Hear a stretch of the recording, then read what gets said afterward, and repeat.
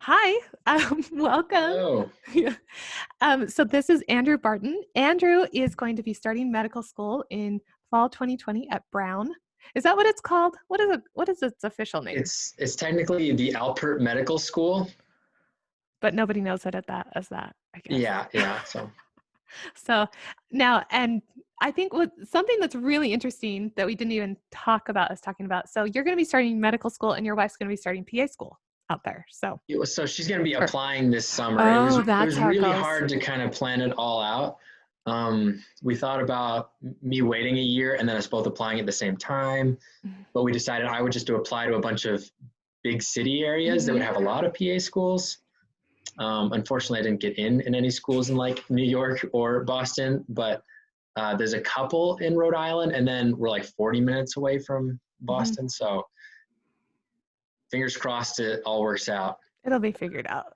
Yeah, If anything, it gives your wife just a little bit more time to get more clinical experience hours, which no one's it's ever sad crazy about for, for the PA. Yeah. yeah, they need so many. Oh, so anyway, so okay. So like you've had a successful applicant season cycle, right? But I know that wasn't without stress. And right? But That's an I also understatement. kind of love that on the back end of it all, you've been successful. Mhm. But that doesn't mean that it wasn't hard, kind of like sitting in the mud for a long time, like waiting to hear back from schools, Oh, everything. yeah. So kind of tell me about like the timing of when you got your application in and how it worked. Okay. I turned my application in like basically a week after it opened with AMCAS. So I was on time with that.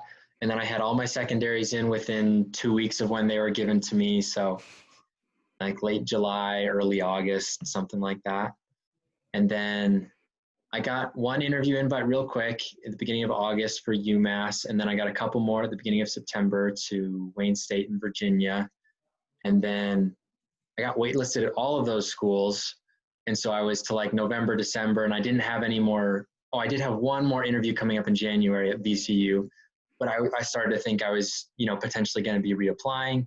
I started to look into, like summer internships and things like that I could do to try and boost my application. But then I got two more interview invites at the end of December to Western Michigan and Brown.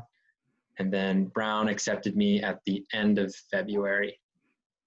So that was when it all finally got resolved. But yeah, I was hoping to be accepted in October and I didn't get accepted until the very end of February. It might have been Leap Day or the day before Leap Day, but yeah. So, one thing that I think is so interesting is like, I mean, you work so hard to get ready for the application, and then you get the application in, and it's your stress isn't over, it's just changed, right? I mean, because Yeah. it's just a different stress, and you kind of have to be comfortable with the idea that you don't have everything figured out. And Mhm. how did you handle that? It's hard because things go a little bit less out of your control. Yeah, for my junior year, I worked so hard studying for the MCAT and doing all these extracurriculars and preparing my application, and then it's just becomes like a waiting game and figuring out, what can I do? Or that's part of just the driving yourself crazy is like, what should I be doing right now? And sometimes it's like not really anything you can be doing right then. Um, how did I deal with it? I don't know if I dealt with it that well. It was really hard on me for a few months, like October to December. I was really kind of freaking out. And then I kind of just like accepted, okay, these are my circumstances. I've got to just learn to do my best and be happy with how things are going. And and then I just kind of felt better about it and things worked out. Okay. So, like looking back on all of that, what do you wish you would have known sooner about the med school application process, or just kind of about all of it in general? Just the whole process or the Yeah, application cycle? I think all of it, Okay. really. For the whole med school application process, your whole 4 years in undergraduate, the biggest thing I can say is you need to put yourself out there and ask other people for help. That's how you'll do your very best. Hmm. And I think I was reluctant to do that because I hate asking people to help me, as well as being, self-conscious about different things that I'd ask for help for. You feel vulnerable when you're showing people your personal statement, things like that.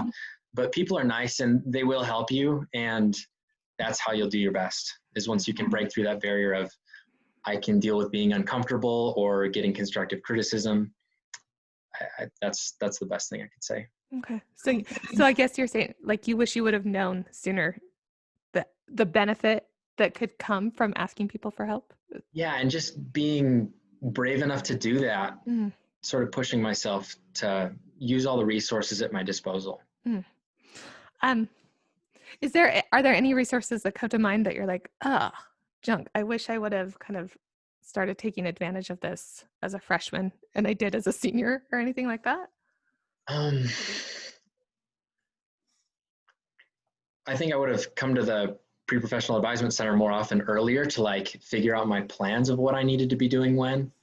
Also, this is not sponsored. Like, I mean, that's nice, but She's paying okay. me. Yeah. Yeah, I think I did a good job. It took me a while, but I came to the pre-professional advisement center a lot for help with my personal statement among like a lot of people. I reached out to tons of people for that because I knew I was bad at writing and I needed help with that. But I think I wish I had come there earlier to maybe kind of form a plan for all the extracurriculars I needed to do during college and when I was going to do them.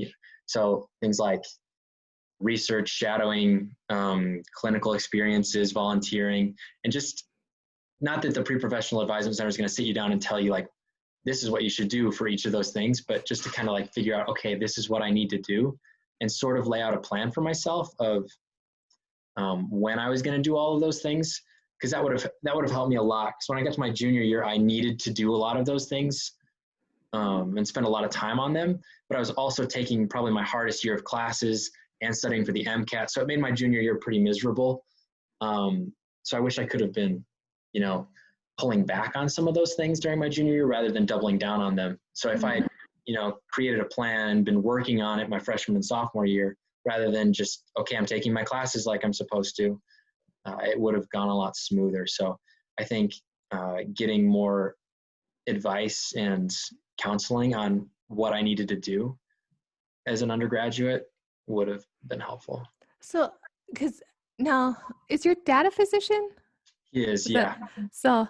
I'll bring this up for anybody listening. I love that you said that because like we'll work with a lot of students sometimes that are like, I got this. Like my dad's a physician, my uncle's a physician, and so like certainly like you came to the decision to go to med school and you had good people who had kind of done it and everything. But I will say like I think that there's value in having a third party who's not related to you kind of help guide you through some of the process. Just, I'm sure your dad's a great physician, but also he applied a long time ago, Oh, yeah. He says it was just MCAT and GPA when he applied. Mm-hmm. So it's so different. Yeah. So anyway, I can't help but bring that up because I'm like, oh, well. Um, so like we've kind of touched on this, but what piece of advice would you give as like, I guess, is that the advice you would give to a freshman is like, start looking beyond just the classes you have to take and start looking into the other stuff? Yeah, and get going on it because I think that's really valued, especially with like your volunteering, is that you were committed to something for a long period of time. So it's way better to be doing a few hours a week for some volunteering activity over 3 years than to just dump it all in some summer between your sophomore year and junior year. Mm-hmm. So getting in on those things early kind of lightens the load over the whole course of your undergraduate experience, but also looks better. Mm. Okay. So, I guess for those who are applying right now, what piece of advice would you give? Oh, I have lots of advice for them. Yeah. So I actually, we kind of already talked about this, but having tons of people look at your personal statement. So I had the pre-professional advisement center helping me with that. And what I did with that is I would meet with Elizabeth, the old student editor, and then I would immediately set up a time to meet with her again in like a week. And I just did that over and over again because it gave me deadlines because I just hated working on it. Mm-hmm. But if I had those deadlines, then I would force myself to get better on them. And then I also reached out to other people within my network that could help me. So like my wife's family, friends, somebody works on helping people make their applications for undergraduate applications for college. And so I had her give me lots of edits. And then I have another friend whose mom writes movies, and so she was able to look at it from like a writing perspective and tell me how I was coming off. And so just reach out to tons and tons of people and push through that barrier of feeling uncomfortable to have other people look at your stuff, and give yourself deadlines. And then I would say apply to a ton of schools. It is so much better to get in than miss out because you felt really confident about a certain set of schools. I just feel like it kind of can be a crapshoot sometimes. They're looking for some kind of fit. It's something I learned through the application process is you can't say I'm this level applicant, so the schools that are worse than that I will get into, and the schools that are better than that I won't get into. It's really like a confidence band, like a range, and it's, you kind of get lucky as well as selling yourself to that school that you're really interested in them. So all that together, just apply to a lot of schools. How many did you apply to? I was originally going to apply to 30, and then my wife and I kind of threw Brown on at the last second. And that's the school I'm going to, number 31. So yeah. And it sounds like a ton, but I met people while I was interviewing that were in the 40s, like pretty frequently. So it's just better than missing out. Yeah. I'm pricey, but you're like, it was kind of the cost of it all. So, okay. So if you could do one thing over with all of it, what would you do and why? So I'm kind of interested to hear what you have to say about this, but I think I didn't brand myself well through my whole application. Like I didn't weave it all into some comprehensive story about who I was and why I was a unique applicant. I think I just was guy who wants to go to med school, has checked all the boxes, has good GPA, MCAT. I feel like I was really generic. And so if I could have tied all my experiences together in a journey of how I wanted to go to med school, and sort of, if I could tie all of my experiences together into a unique identity, then I think that would have made me more interesting. So, I'll say, just because, I didn't help you during that part of all of it. So it's not like I'd be like, well, Andrew, this is how to do it. Right. But I do know that one of the tricks with that is willing to kind of be thoughtful about things that you did in the past, and to be kind of creative about making links or jumps, because certainly I know, I think so many people do, they'll do research and they'll do community service and they'll do patient exposure and shadowing because, check the box, okay, I have to do this. But if you can think about it and say, okay, I do have to do this, but of the 10 options of community service I could do, I'm picking this one. Why? Why did you pick that one? And then how do we kind of make that link, and sometimes some of the nice things about med schools asking you to do some of those things is that it's not that you don't want to do it. It's that you need a little bit of a push to do something that's a little bit more difficult than kind of staying home and playing video games and studying, and so just kind of, I don't know, being creative about this is what I learned from it. I really liked this. And this is what I didn't like, but it's that introspection, I think, because I bet that we could pretty easily create a link and create a brand for you based on what you did. It's just, if you haven't thought about it, it's really hard to think about it in May and June when you're applying. You're like, I don't know. I got to get this in. So. Yeah, I think it could have been done with mine, but I just didn't think of it that way, that I needed to show how this experience and what I learned from that built into why I did this next experience, and how that, all comes together to shape who I am. So of all of those experiences, is there something that you liked the most? Is there something that you really kind of were surprised that you liked? Well, what I liked the most was my volunteer opportunity through YServe, which was at a youth detention center. And I forgot about that. I think that helped my application a lot because, honestly, I decided to do that unrelated to all this medicine stuff. And I think that I could sincerely talk about why that was a meaningful experience to me. And then, in those update letters I sent, I was talking about specific things I'd done to improve the program or tried to do, Mhm. um, I think that was really helpful. And it was a really meaningful experience to me. I really loved it. Um, and then I like what you said about how, some experiences, it's kind of, you're getting a push by this medical school thing to do it. So things that I wouldn't have done, but that did end up being really meaningful to me were like, research and my clinical hours, working as a CNA. Like that's not something I would have ordinarily gone and done, or most undergraduates would want to go work as a CNA, but like it ended up being a really meaningful job to me that I was pushed to go do by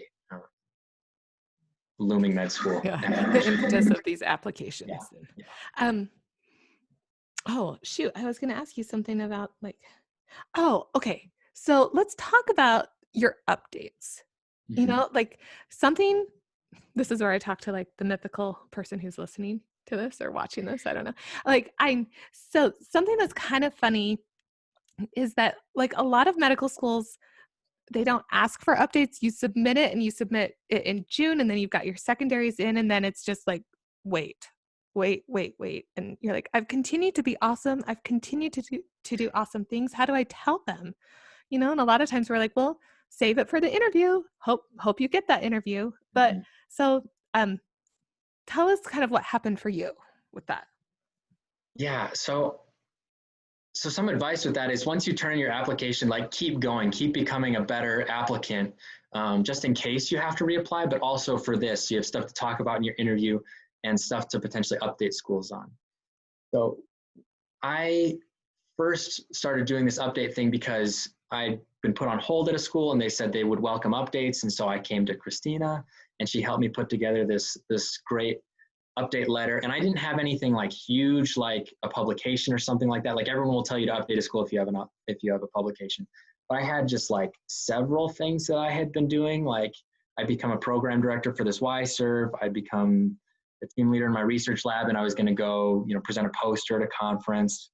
Let me think, what else did I do? I had like another couple hundred hours of clinical experience.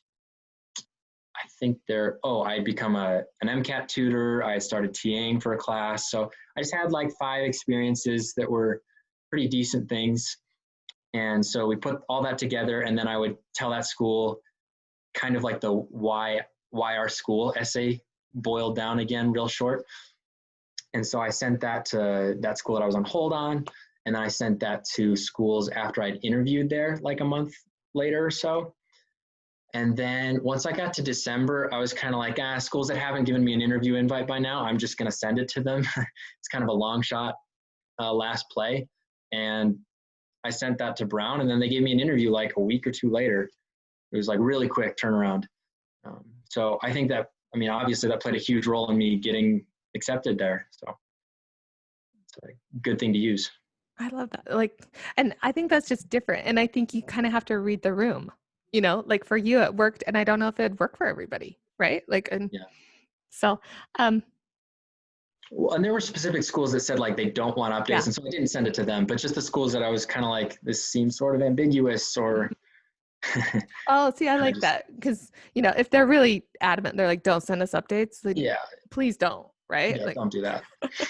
They're going to think you can't read. They're be concerned. Okay. So tell me, what are you most excited about as you start med school?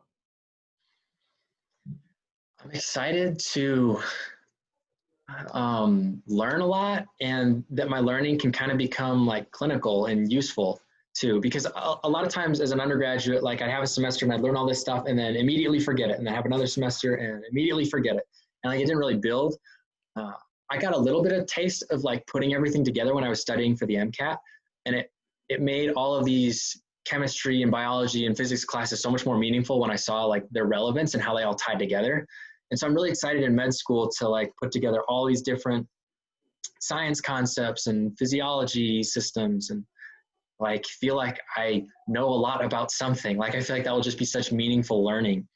And then to have that be, like helpful and applicable in a clinical setting, I think will just be really fun and exciting. That's awesome. Do you know, um, do you have an idea of like what specialty you're interested in yet or anything like that? I, It's still so but new, yeah, before when people ask me, I would just say I'll worry about that once I get in or once I get there. And now that I'm finally in, I have to start thinking about it, and I am, but I don't have an answer yet. Mm. Leaning towards anything? You're like, I don't know. What does your dad do? I don't know. He's a urologist. Mm. I would say when I was shadowing, there were like certain aspects of different practices I liked and didn't like, but not enough to, totally Yeah. rule any fields out or like go all in on something. But I definitely want something where I'm interacting with patients and I could see them, multiple times. Mm. So like I could develop relationships with people. All right. Okay. Well, awesome. So I guess this is where we wrap up. Any other words of advice or words of wisdom you want to give? It's really hard for everybody, not just you. So ask people to help you. Push, Okay. push through those boundaries of feeling uncomfortable, and other people are nice. Well, I love that. I guess I'll just say one thing too is that like you you did such a good job of kind of reminding me of how hard this process is. And you didn't do that in the sense you're like of complaining a lot or anything like that. Just that like, you kind of you lay it all out there on that application and then you leave it to have people kind of just like pick at it a little. And you're just like you can just feel so vulnerable doing it Yeah, that I think, being willing to even apply is huge. And then being willing to ask people for their feedback on it is also huge, but you don't get better if you don't get that feedback and if you yeah, don't kind of learn from it. So, anyway, so thanks for kind of reminding me of that. Anyway, so thank sure. you, Andrew, for Welcome. this interview. Thanks for having me. Yeah.